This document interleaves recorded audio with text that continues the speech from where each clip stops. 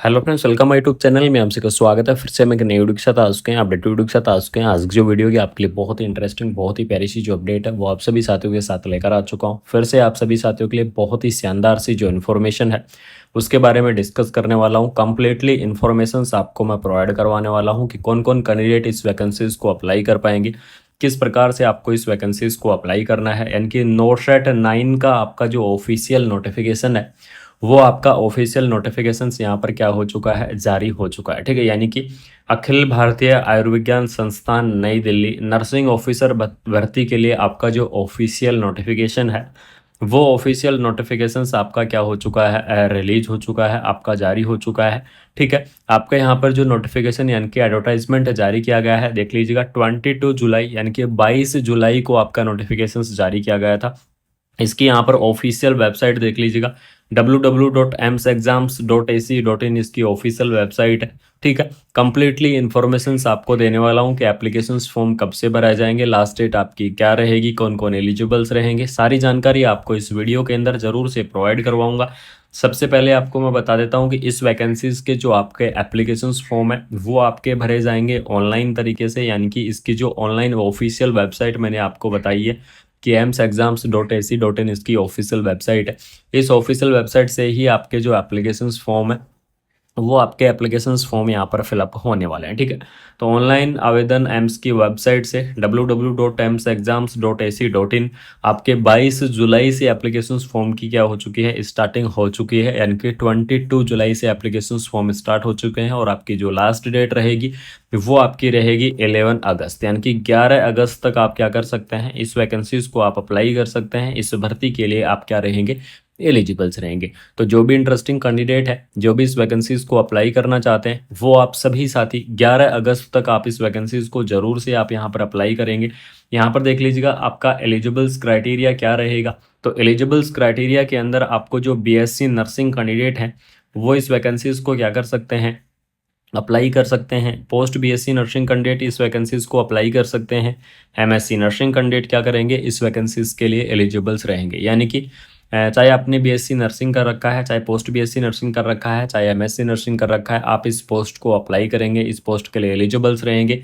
साथ में जिन कैंडिडेटों ने जीएनएम कोर्स कर रखा है, यानी कि जो जीएनएम वाले कैंडिडेट हैं वो भी क्या कर सकते हैं, इस पोस्ट को अप्लाई कर सकते हैं। यानी कि जीएनएम वाले भी भरेंगे, लेकिन यहाँ पर जीएनएम वालों को देनी होगा आपका एक्सपीरियंस। यानी कि आपको जो जो कैंडिडेट है जीएनएम कर रखे हैं उनको यहाँ पर एक्सपीरियंस आपको प्रोवाइड करवाना होगा। और आपका जो एक्सपीरियंस है मिनिमम आपका 2 ईयर का एक्सपीरियंस होना चाहिए, और वो भी आपका 50 बेडेड हॉस्पिटल का। ठीक है, यानी कि 50 बेडेड हॉस्पिटल का अगर आपका 2 ईयर का एक्सपीरियंस है तो जो जीएनएम वाले कैंडिडेट है वो इस पोस्ट को क्या कर सकते हैं, अप्लाई कर सकते हैं। यानी कि नर्सिंग के अंदर चाहे आपने क्या की हुई है, डिग्री किया हुआ है, या फिर नर्सिंग के अंदर आपने क्या किया हुआ है, डिप्लोमा किया हुआ है। ठीक है, तो डिग्री और डिप्लोमा वाले जो कैंडिडेट है वो नोटसेट 9 की इस पोस्ट के लिए एलिजिबल्स रहेंगे। नोटसेट 9 की इस पोस्ट को क्या कर सकते हैं, भर सकते हैं। यहाँ पर एज लिमिट की अगर मैं बात करूँ तो minimum age limit 18 year, maximum age limit 30 year. यानी कि 18 से 30 ईयर तक के जो कैंडिडेट हैं वो इस वैकेंसीज को क्या कर सकते हैं, अप्लाई कर सकते हैं। यानी कि 18 से 30 ईयर तक के कैंडिडेट इस पोस्ट को अप्लाई कर पाएंगे, इस भर्ती के लिए क्या रहेंगे, एलिजिबल्स रहेंगे। ठीक है, लेकिन यहाँ पर आपको मैं बता दूं सेंट्रल गवर्नमेंट की आपकी ये वैकेंसी है, तो आपको एज का रिलैक्सेशन भी प्रोवाइड आपको करवाया जाएगा। और गवर्नमेंट रूल के हिसाब से जो आपका एज का रिलैक्सेशन होता है, एज लिमिट के अलावा वो आपको एज का रिलैक्सेशन देखने को मिलेगा। जैसे कि मैं ओबीसी कैटेगरी की मैं बात करूं तो ओबीसी कैटेगरी के लिए आपको 3 ईयर का जो रिलैक्सेशन है वो आपको दिया जाएगा। पीडब्ल्यूडी कैंडिडेट की मैं बात करूं तो पीडब्ल्यूडी कैंडिडेट के लिए आपको यहाँ पर 10 ईयर का रिलैक्सेशन दिया जाएगा।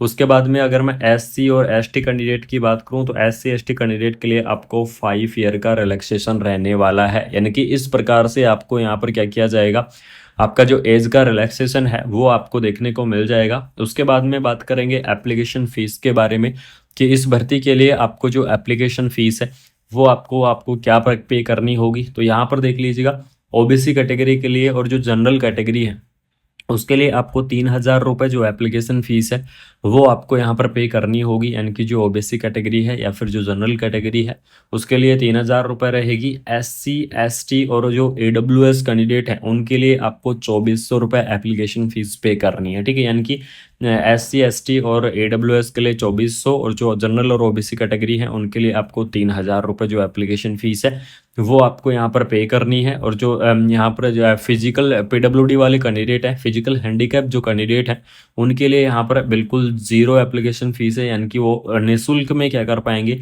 इस वैकेंसीज को आप अप्लाई कर पाएंगे। यहाँ पर आपको जो एप्लीकेशन फीस है या तो आप डेबिट कार्ड के माध्यम से, क्रेडिट कार्ड के माध्यम से, नेट बैंकिंग के माध्यम से आप क्या करेंगे, पे कर पाएंगे। आपको मैं एक राय दे देता हूँ, सबसे बड़ी अपडेट आपको, कि यूपीआई के माध्यम से आपको पेमेंट को इग्नोर करना है, यानी कि हो तो जाएगा आपका, यानी कि आपको ऑप्शन तो देखने को मिलेगा वहां पर यूपीआई के माध्यम से भी कर सकते हैं, लेकिन उसमें क्या होता है कि जो 70% चांस ये रहते हैं कि आपका जो पेंडिंग में चला जाता है यूपीआई के माध्यम से जो पेमेंट होता है।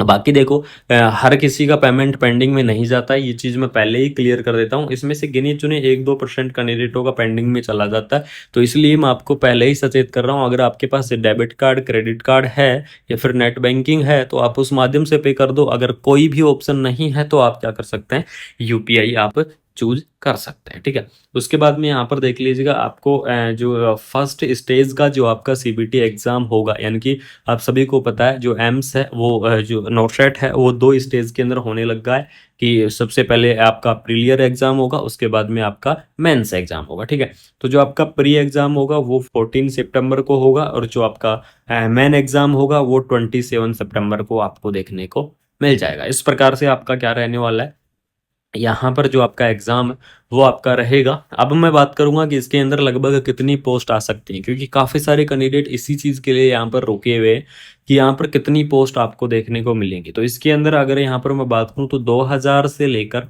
आपको यहाँ पर 2500 तक आपकी पोस्ट देखने को मिलेंगी, यानी कि 2000 टू 2500 तक आपकी जो पोस्ट है वो आपको यहाँ पर देखने को मिल सकती है। सैलरी के लिए आप सभी साथी बिल्कुल निश्चिंत रहो, क्योंकि आप सभी को पता है कि नॉर्सेट की सैलरी बहुत ही अच्छी खासी होती है, यानी कि लेवल 7 के आधार पर आपको जो सैलरी है वो आपको यहाँ पर क्या की जाएगी, प्रोवाइड आपको करवाई जाएगी। लेवल 7 के आधार पर ही आपको यहाँ पर जो सैलरी है वो आपकी दे होगी, जिसके अंदर 44,900 रुपये आपका क्या रहता है, बेसिक रहता है।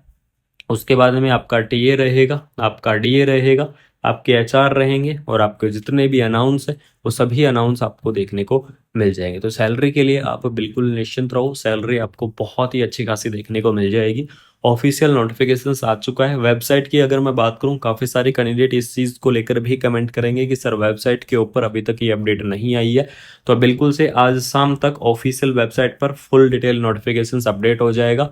और इससे पहले आपको मैं बिल्कुल इस वीडियो के अंदर एक जेन्युइन इन्फॉर्मेशन, एक जेन्युइन अपडेट दे चुका हूँ कि आपको यहाँ पर जो भर्ती है वो आपको देखने को मिल जाएगी। एम्स नॉर्सेट की बहुत ही शानदार सी, बहुत ही धमाकेदार सी भर्ती आपकी रहने वाली है। तो अगर आपको ये इन्फॉर्मेशन अच्छी लगी, यानी कि नॉर्सेट 9 की अगर आपको ये अपडेट अच्छी लगी, तो वीडियो को अपने दोस्तों के अंदर ज़्यादा से ज़्यादा शेयर कर दो। सबसे पहली चीज़, वीडियो को ज़्यादा से ज़्यादा शेयर कर दो, ज़्यादा से ज़्यादा वीडियो को फैला दो। चैनल को सब्सक्राइब करके बेल आइकन को प्रेस कर लो, जिससे आपके लिए ऐसे ही अपडेटेड वीडियो और ऑल ओवर इंडिया की आपकी नर्सिंग की जितनी भी अपडेट होंगी सभी अपडेट आपको देखने को मिल जाएंगी, सभी इन्फॉर्मेशन आपको देखने को मिल जाएंगी। बाकी मिलते हैं कोई नई अपडेट के साथ, कोई शानदार सी इन्फॉर्मेशन के साथ। तब तक आप ऐसे ही सपोर्ट बनाए रखो, ऐसे ही प्यार बनाए रखो और ऐसे ही अपडेटेड वीडियो आपको कुमार मनीष एजुकेशन इस चैनल के ऊपर देखने को मिलेंगे। Thank you so much. जय हिंद, जय भारत।